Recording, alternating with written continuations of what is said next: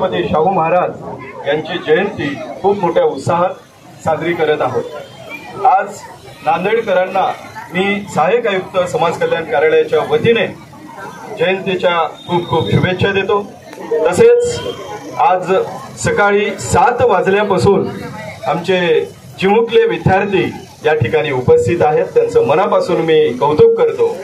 आणि छत्रपती शाहू महाराज, महात्मा फुले, सावित्री आई या वेशामध्ये आमचे काही विद्यार्थी या ठिकाणी उपस्थित आहेत, त्यांचंही मनापासून कौतुक करतो।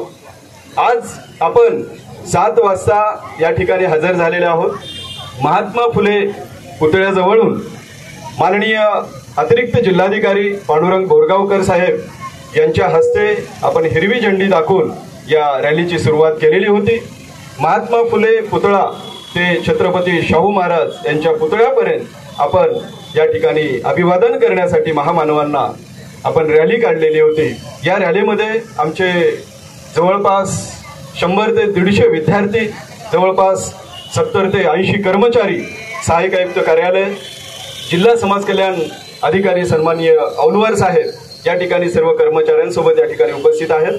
तसेच आमच्या विभागाचे सेवानिवृत्त समाज कल्याण अधिकारी सन्माननीय बापू दासरी साहेब, तसेच सेवानिवृत्त समाज कल्याण अधिकारी सन्माननीय गोडबोले साहेब, तसेच आमच्या विभागाकडून ज्यांना सन्मानाचा पुरस्कार दिले जाते असे सन्माननीय भगवान ढगे सर, तसेच शेख सर, तसेच अंबटवार साहेब आणि इतर सर्व कर्मचारी या ठिकाणी उपस्थित आहेत।